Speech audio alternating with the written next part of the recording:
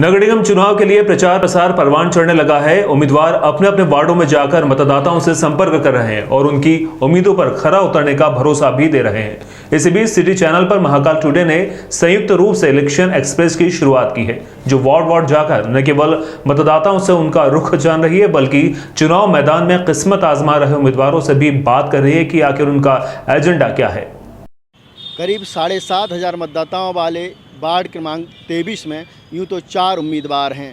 BJP और कांग्रेस के बीच यहाँ पर सीधा मुकाबला है, लेकिन दोनों की परेशानी यहाँ के जो निर्दलीय उम्मीदवार हैं वो बने हुए हैं। एक आम आदमी पार्टी के उम्मीदवार भी यहाँ पर खड़े हुए हैं, अखिलेश पंड्या जी। इसके साथ ही रितेश खाबिया हैं, जिन्होंने जो टिकट न मिलने से बीजेपी से नाराज इस वार्ड में चुनाव लड़ रहे हैं। तो करीब 7,500 मतदाताओं वाले इस वार्ड में जो खास टक्कर है वो सिर्फ बीजेपी और कांग्रेस के बीच है। लेकिन सवाल ये है कि चूँकि जो पूर्व पार्षद रहे हैं वो यहाँ भाजपा के रहे हैं, ऐसे में लोगों का गुस्सा भी है वो कहीं ना कहीं बीजेपी पार्षद के प्रति है, क्योंकि जो वार्ड में विकास कार्य हैं वो पूरी तरह से नहीं हुए हैं। यहाँ पार्किंग की समस्या लगातार बनी हुई है, साथ ही ट्रैफिक की समस्या बनी हुई है। व्यापारिक इलाका है, इसकी वजह से यहाँ पर लगातार दिक्कतें हैं। साफ़ सफाई की प्रॉब्लम है, जो अभी मतदाताओं ने हमें सीधे साझा की हैं। तो ऐसे में अब देखना ये है कि ऊँट किस करवट बैठेगा, लेकिन कहीं ना कहीं गुस्सा बीजेपी की तरफ है और ऐसे में कांग्रेस प्रत्याशी जो हैं वो बढ़त बनाए हुए दिख रहे हैं। पीएल कार्ड धारक है जिनको शासन की विभिन्न योजनाओं का लाभ मिलता है, उनका लाभ उन्हें मिले, इसके लिए भी हम सारे हमारे जो नेतृत्व है, शीर्ष नेतृत्व, उनके नेतृत्व में उन सारी योजनाओं का लाभ उन्हें मिले, ऐसा हम प्रयास करेंगे। हाई मास्क, लाइट, इनकी भी व्यवस्था करेंगे।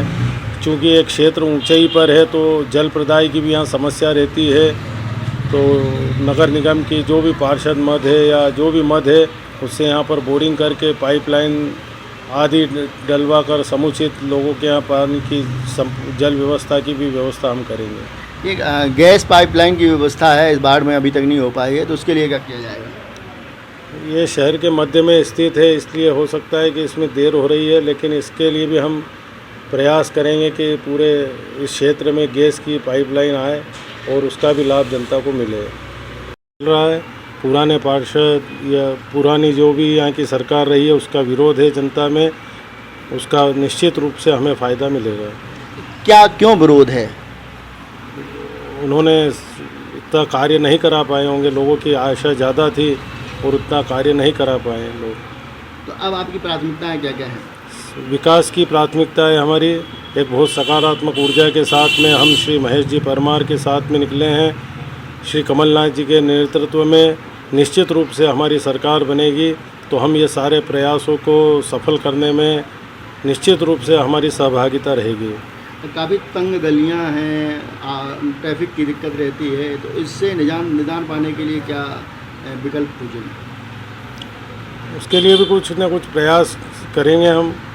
हो सकता है कि व्यावसायिक क्षेत्र होने के कारण यहाँ ट्रैफिक की व्यवस्था रहती है, तो एक ट्रैफिक व्यवस्था के लिए हम यहाँ के जो भी ट्रैफिक थानेदार हैं उनसे भी बात करेंगे और एक यातायात की पुलिस चौकी की व्यवस्था करने का प्रयास करेंगे। वार्ड क्रमांक 23 का ये इलाका जो है, जिसको बीबीजी की ग्वाड़ी वाला इलाका कहा जाता है, और यहाँ पर हमारे साथ मौजूद हैं बार एसोसिएशन के वाइस प्रेसिडेंट हैं नितिन जोशी जी, वो हमारे साथ मौजूद हैं। वो भी इस वार्ड के मतदाता हैं और उनसे बात कर रहे हैं किस तरह की वार्ड में समस्याएं हैं और क्या उम्मीद करते हैं नए पार्षद से आप?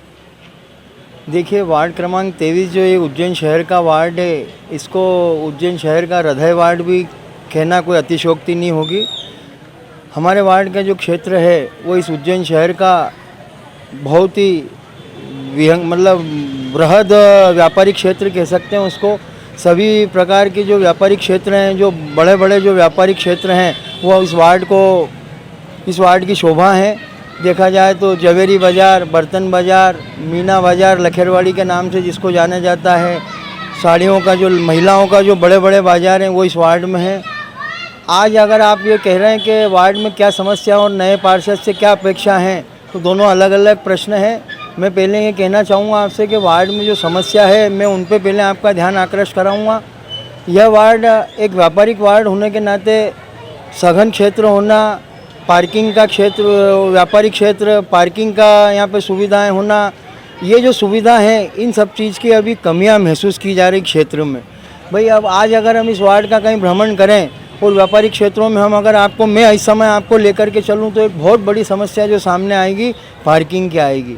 जो पूर्ववर्ती यहाँ पार्षद रहे उन्होंने कोई सकारात्मक या ठोस भौतिक रूप से कोई योजनाएं नहीं बनाई क्या जिससे ये पार्किंग की समस्याएं समाप्त हों। आज हम व्यापार को प्रभावित होते देख रहे हैं इस पार्किंग की समस्या के कारण। लोग हमारे व्यापारियों के यहाँ आना कम पसंद कर रहे हैं। क्यों? उसका कारण एक महत्वपूर्ण कारण है या उस क्षेत्र में पार्किंग की समस्या नहीं है। इन सभी व्यापारियों को एक हम बहुत बड़ी सौगात देने जा रहे हैं। हम जनता से निवेदन करते हैं कि हमको हमारे हाथ मजबूत करें, भरत पंड्या को विजय करें।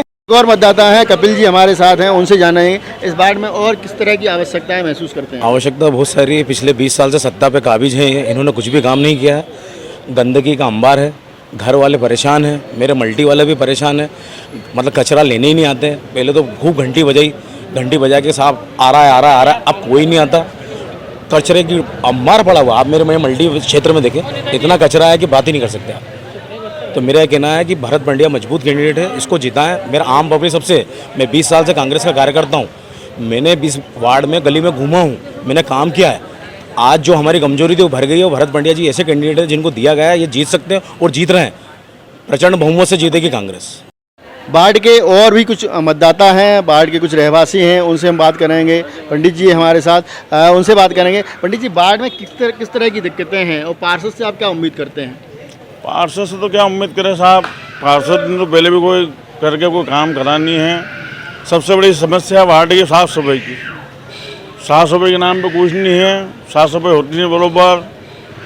कर्मचारियों की सुनते नहीं है, जहाँ देखो वहाँ ढेरी लगा देते हैं। चारा खाया देखो, गाय के गोबर वोबर सब। मतलब मेन समस्या इसकी वार्ड में साफ़ सफाई की।